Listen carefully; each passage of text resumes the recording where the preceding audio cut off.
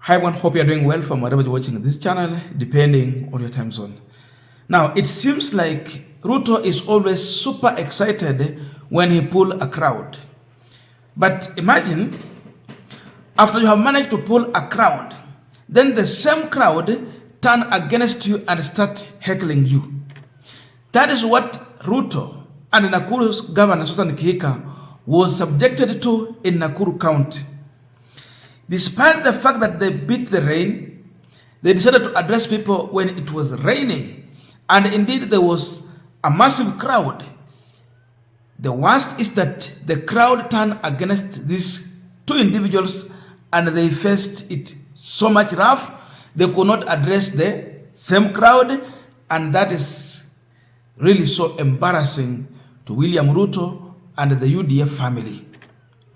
These are the people who elected this government into office. Susan Kihika was elected on UDA ticket. Ruto was there campaigning for her. But now when they got back to Nakuru, they were subjected to heckling, bullying, and rejection. The question is, why this? Now we are continuing this particular discussion, but just a quick request. For those who are watching and you have not subscribed, please consider subscribing to our channel. Subscribe as a master. Thank you so much. And again, to all our viewers, please give this video a thumbs up. Thank you so much. And before I forget, I want to thank Mr. Nzavali all the way from US. Thank you so much. We were running a program here to contribute school fees for a needy student, Martin Agalomba. And Nzavali decided to, despite the fact that we had already finished the contribution, he sent his support. So we are so much grateful. And those who are still willing, you can do the same. You will be blessed. Now, back to our discussion. Now, there was something Kimani Ngunjiri told Susan Kihika some time back.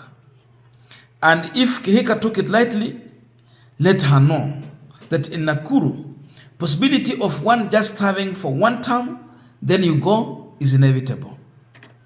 Kinuthia Mbugua was the first governor of Nakuru. He served one term, he was kicked out. Lee Kinyanjui, who really worked for the people, he was the second governor of Nakuru. He served for one term, was kicked out. Now we have Susan Kihika in office.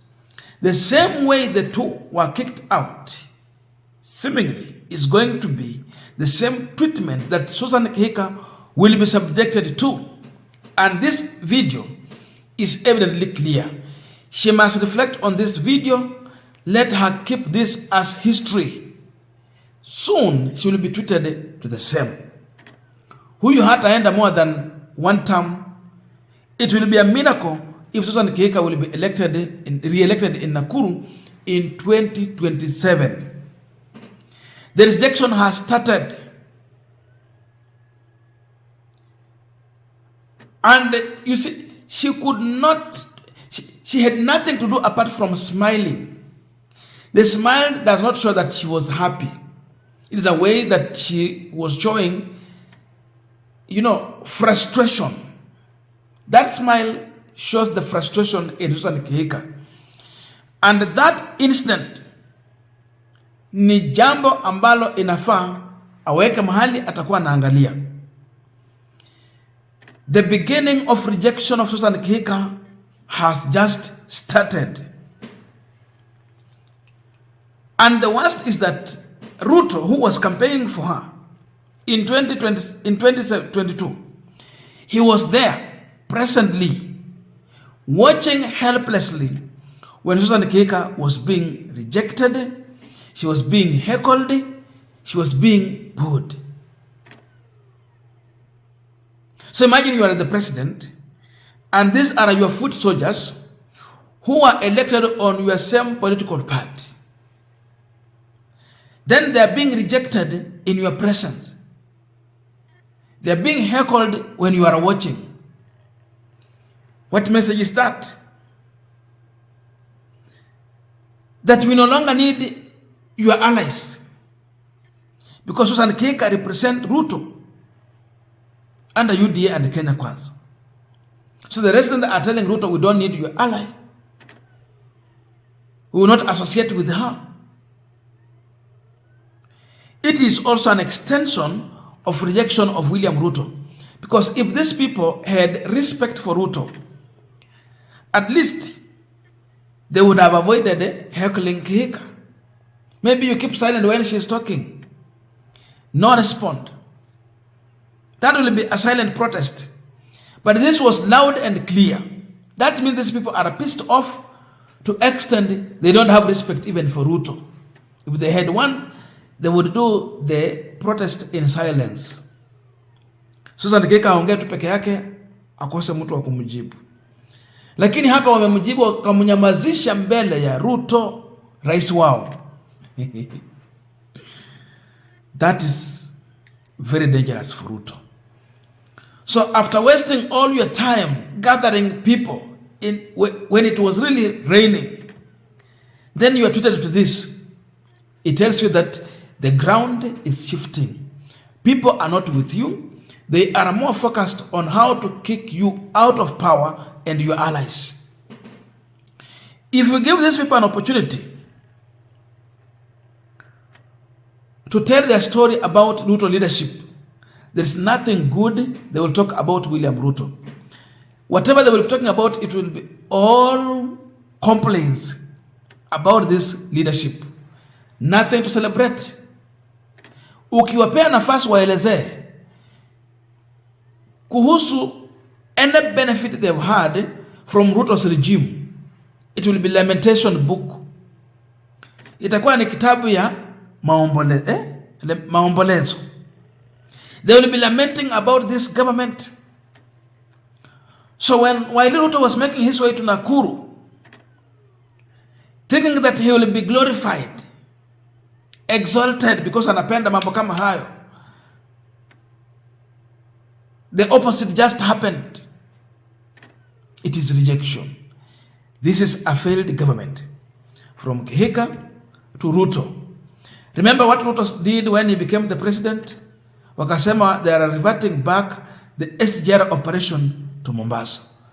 That means watu wa Nakuru, wale walikuwa wamejenga mahoteli, wale walikuwa na run business na wale walikuwa wameajiriwa kazi, they definitely lost their jobs.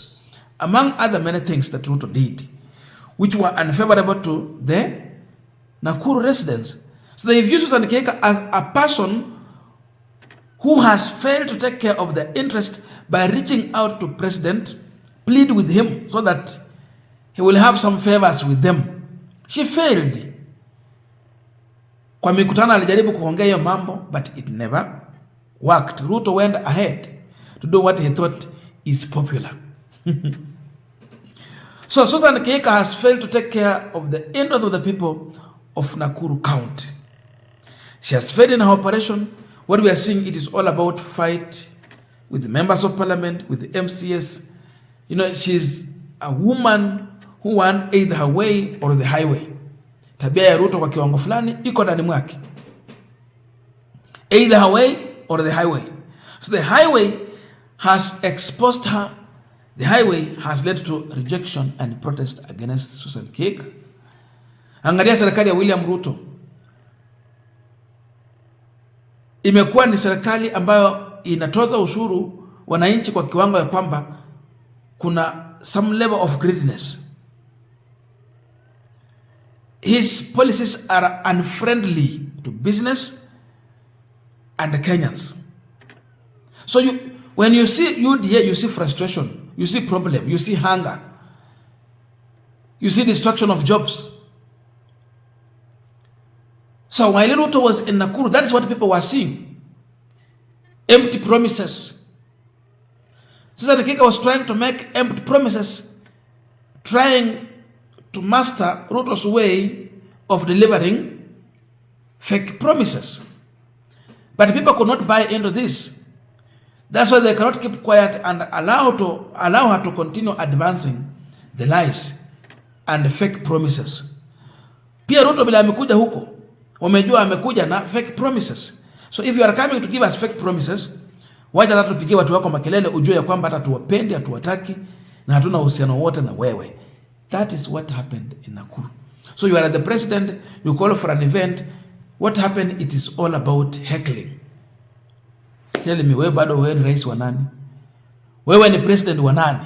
Kama mikutano yako inakuwa ya vurugu, watu wanaandamana hapo ndani kwa mikutano yako hawataki, sasa ina maana gani hizo mikutano? Hazina maana yoyote.